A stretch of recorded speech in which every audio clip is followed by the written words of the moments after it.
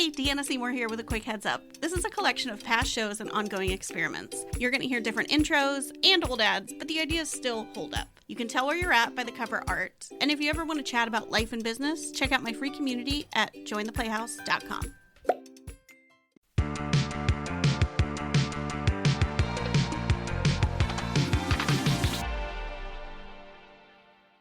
Hey, what's up? It's Deanna Seymour here, and I want to talk about Instagram static 9 grids. And the craziest thing is that I feel like I've been in so many different communities and taught about this, and I've been on so many different podcasts and taught about this, and I've never recorded a solo podcast of my own talking about this. So, here we go. If you already know what a static 9 grid is, and you don't want to hear me talk about it, you better get to stepping. Just kidding. Who knows? Maybe some new little nuggets will come out in this episode. But I basically just want to walk you through what it is, how you can make one. Obviously, you can hire me to do your design, your strategy, all the things. I would love to work with anybody who wants to work with me. But also, you can DIY it. But basically, I just want to walk you through what it is and the different parts of it. What things you can start thinking about. So, a static 9 grid is essentially just 9 posts that live on your Instagram feed, right? We're talking about not reels. It could be reels. I get in the weeds, okay? Because it's like they can be as complicated or as simple as you want them. So let's just go with the simple version. So you're just thinking about 9 posts, graphics. We're going to call them graphics in this, okay? The most traditional way to do it is kind of like a little collage that I chop in to 9 different pieces. And they all live on there like a little storefront, okay? I call it a mixtape sometimes. Remember in the 80s and 90s when you would like have a crush on somebody and make them a little mixtape? So this is your mixtape. This is your little love mixtape to your audience. It's going to tell them where you're hanging out if it's not Instagram. Sometimes people want a static 9 grid and they keep making reels and they keep them over on their reels tab. But a lot of people put up a static 9 grid and then just leave Instagram altogether. Okay, that's what I did. And now I do dabble in reels sometimes, and I like hanging out in stories and DMing. I'm going to give that a go again, but it frees you up from the pressure to perform there. And one thing I don't want you to have is if you have kind of put Instagram on the back burner or like a little bit given up on Instagram and you're just not giving it the attention you should, I don't want people to find you there and think that you've like gone out of business or you're not doing what you're doing anymore, or they're just questioning like, is this person even in business?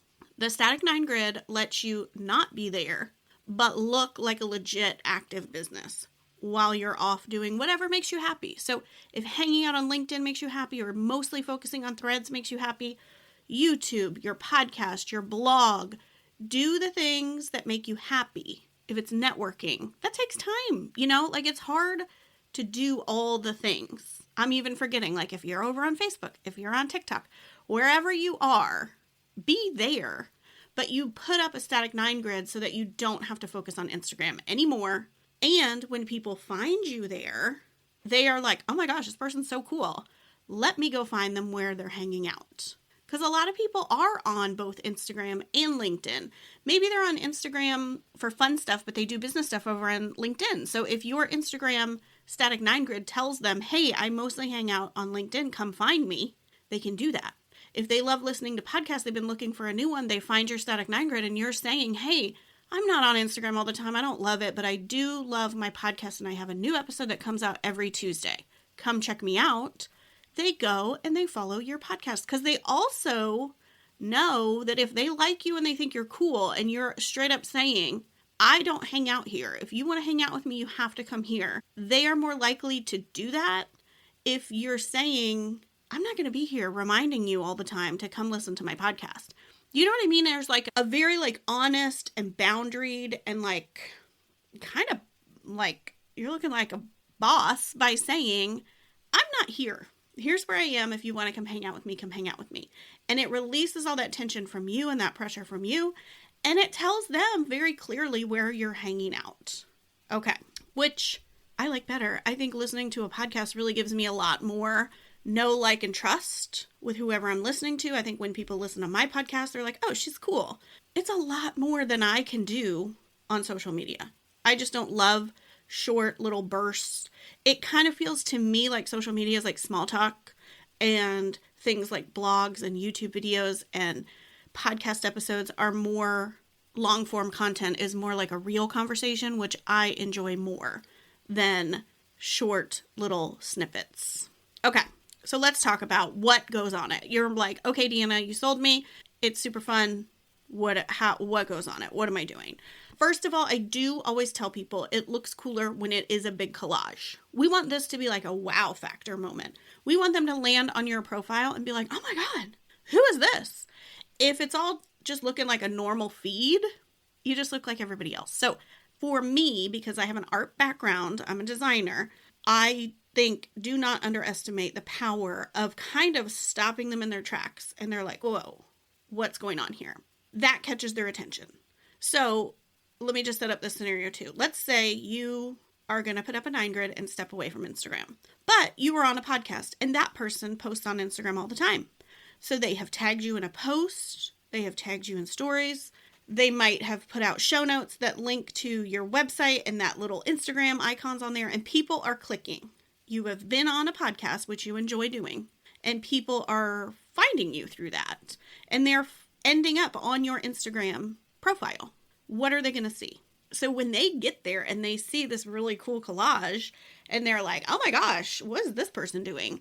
They start reading. And I always recommend that your first post is a very nice photo of you, your favorite headshot, okay? And in the caption, you're saying, hey, Instagram's not my favorite. Some people go all out. They're like, this capitalist BS machine, I'm not going to be part of it. You know, some people are like, hey, I just don't like hanging out here. I really like focusing on blah, blah, blah. We're going to explain to them in the first caption why your grid looks different. So you're like, hey, I'm not here. Here's where I am. Read through these next 9 posts to learn more about me and my work.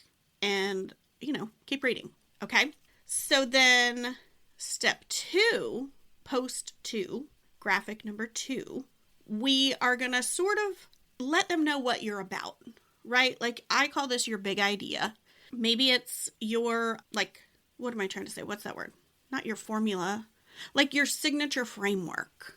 Framework. That's what I was looking for. Not your formula. Your Einstein. E=mc².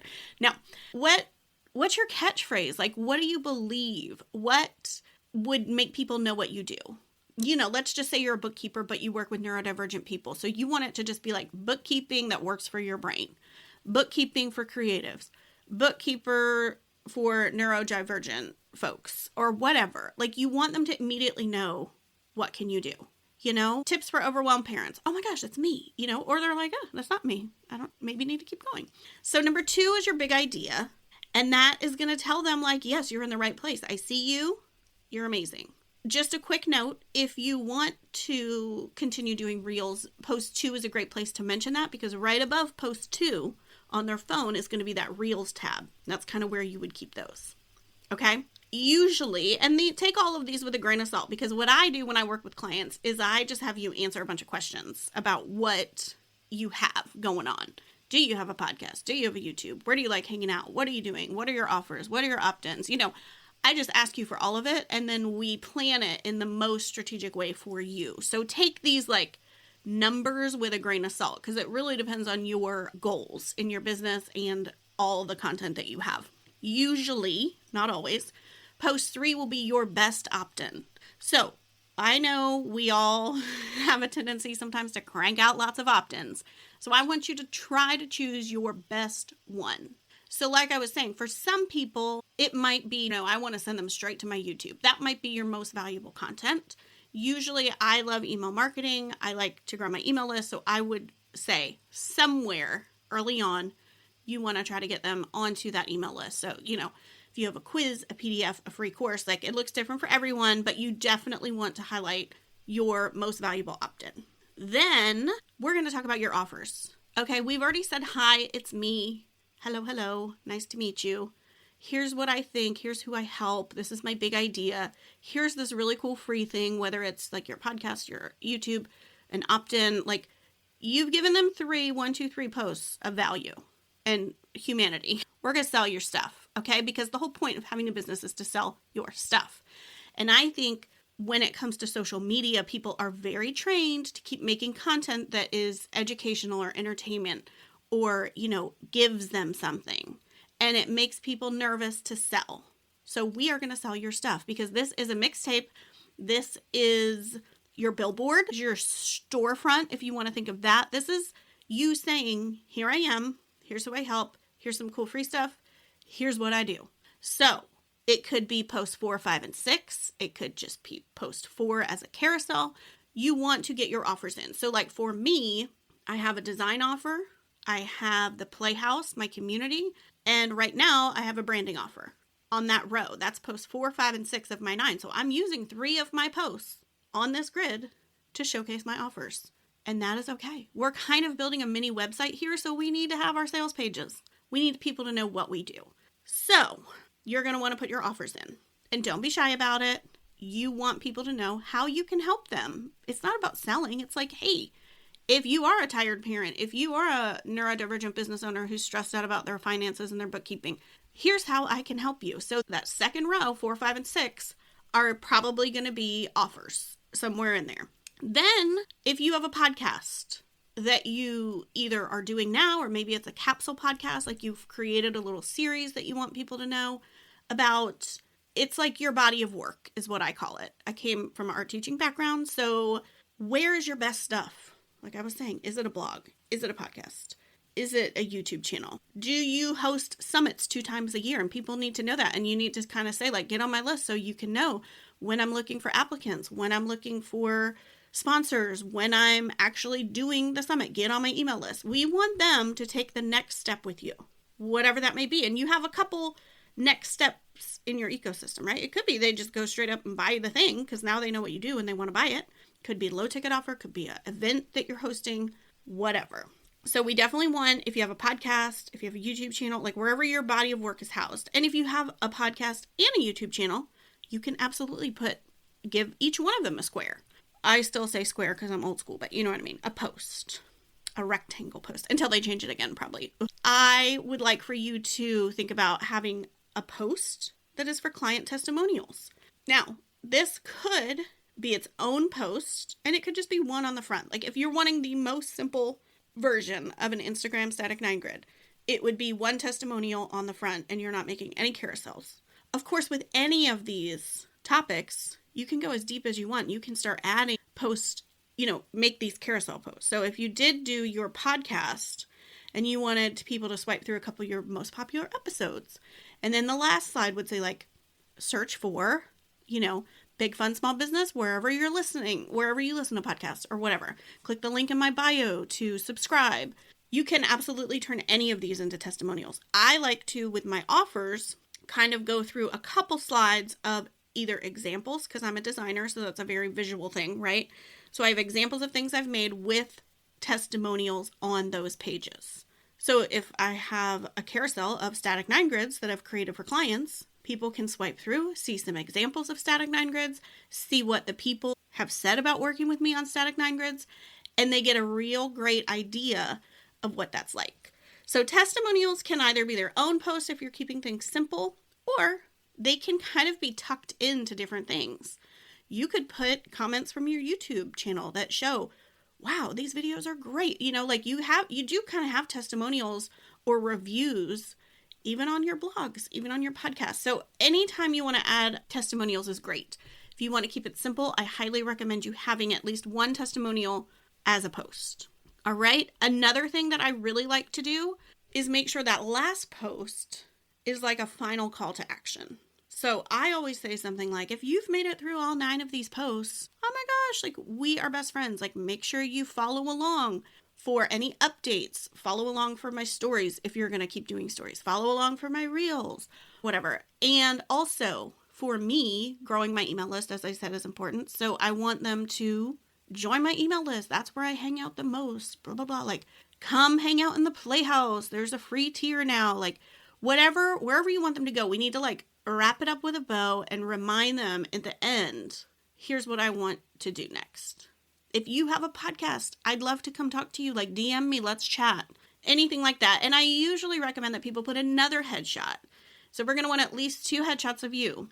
because we want them to feel like they know you by the end of this, right? And it also ends it on a more human note, because when we're making these 9 grids, we're going hard. We're like, hey, give me your email address. Like, I am constantly like, every CTA of each post is like, click the link in my bio to learn more. Click the link in my bio to sign up. Click the link in my bio to join my email list. Click the link in my bio. We're selling, whether or not it's something for money or email address or subscribe to my YouTube, subscribe to my podcast. We are asking them to do something the whole time. So ending on that like human note of like another, wrap it up, thank them for reading through it, thank them for being there. I hope you liked what you saw. If you made it all the way here, like tell them, if you made it all the way here, we should be friends. Like, we need to connect. Hit me up. Do something, right? And I've seen people also use, ManyChat and things where they can drop a comment and it will automatically send them something. Because if you're leaving Instagram completely, you don't want to say, send me a DM if you're going to just like leave them hanging. So I've had people saying that, don't DM me. I don't want your DMs. You have to come email me because I am literally leaving Instagram and not coming back. So just kind of treat it like a really cool journey that they're on and let them know what you're doing and let them know, like, be honest. Like, I have these up here because I want to take a step back, because I want to leave, because I want to focus on reels and I don't want to do these. So this will just show you everything I'm about. Follow along for more reels, whatever it is. It's impossible for me to tell you like exactly what goes on your grid without me hearing about all the things in your business and your goals in your business and what the point is. Everybody has different goals. Everybody has different likes and dislikes when it comes to where they're going to be and what they need people to do. So it's always different. So like I said, take all the number things with a grain of salt, but those are definitely some basic ways to stand out. Oh, one more popped in my head just now. One post I like sometimes, if you need it, or if you have some really impressive things to brag about, is like what I call kind of an authority boosting post, where I've had clients who have been featured in the Wall Street Journal and Forbes and whatever. We want to get those little logos on this collage somewhere. So if you have some of those, or you've been on some awesome podcasts, or you just want to show like, hey man, I know my stuff. Some people I've done this for are speakers, right? And so we do include a picture of them speaking on stage, right? That's an authority booster. So when someone comes to their profile, they're like, wow, this person is like doing their thing. So think about that too. And that is something that I talk to clients about too when I make their grid. So some people think, well, okay, I made it. How often do I have to change it? Whenever you want to. I've let them go for almost a year. If you don't change your offers and you don't change, the name of your podcast, or things haven't really changed, you don't need to change it.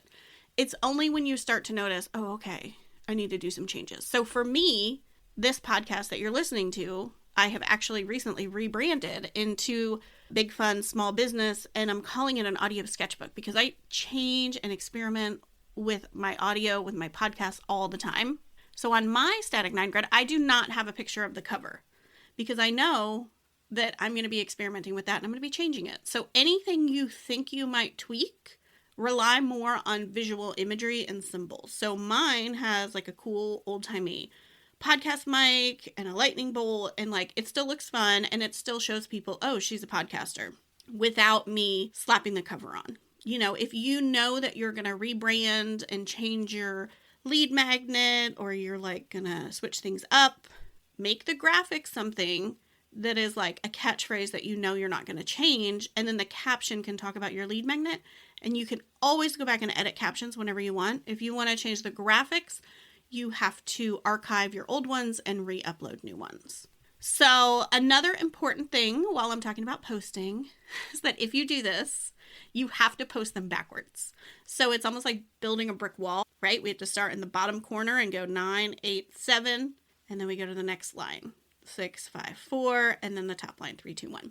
Also, you can have more than 9. You could have 12 if you really needed it, but I want to warn you that this is like your best of. This is a mixtape. When you make a mixtape for somebody you have a crush on, you only have the certain amount of time that mixtape holds. And when people are on social media, the attention spans are not, infinite, right? And it's not even really the attention spans. I think sometimes it's just like we're scrolling social media when we're doing something else. Like we're at the dentist waiting, and then they come out and call your name and you have to put your phone away. So it doesn't even mean if they go away, they lost attention like you didn't do a good enough job. It's just that people pick up Instagram and scroll in between activities. So then when that time comes, like a kid jumps off the couch and bumps their head and you have to put down your phone and go get them, they're off. So we don't want to go too far. So I would not recommend going more than 12, but I have had ones that are 12. But I find that when you really just get serious about like, what is my best stuff, that's what's going to get them to your website, to your email list, over to your podcast. So try to really be strategic and, like specific about what you want them to do. Pick your best. Like make it your best of collection and not your like kitchen sink collection, not your box set. Okay. I think that's all the things. I do have offers where I will just help you plan it and I will create the 9 grid on the front, which is honestly really the part that you really want to pack the most punch with the visuals. And then there's templates I have where you can create the rest of the carousels and stuff. So I have lots of packages. I have actually stripped down my Instagram package to be very buildable so that people with smaller budgets still have access to it, because I love making the 9 collage on the front. It is like my favorite thing to do ever. So that is sort of my base package, and you can add on from there. Like if you want me to do carousels, if you want me to do other stuff, but I will absolutely help you plan this and make those 9 posts for you. And it is not that much. So head to deannaseymour.com/static-grid and check it out and hit me up and let's make your grid. I think it's going to be really fun, but hopefully this episode has been inspirational and you see the future of what you could do with an Instagram static 9 grid and how it could really free you up to work on the formats that you really like so that you don't have to post on there all the time about your podcast. If you don't want to, you know what I mean? Like you can still pop it in stories with no caption, tag the guest, and be in and out in 2 seconds. Like I personally cannot stand writing really long captions. So just hanging out in my stories helps me not have to like make a whole thing about it. So anyways, everybody, it works different for everybody. Some people who love Instagram would not want this. They like showing up on Instagram consistently. That's not for them, but I will quickly say that I can also make you some pretty banging 3-pin posts because I still believe the strategy of immediately letting people know who you are, how you can help them, and your best free resource is great for anybody, even if you're still hanging out there. So those top 3 posts, I can like upgrade those real fast and make them look super cool. So I will talk to you soon. Hit me up. Let me know if you have any questions. All right, bye.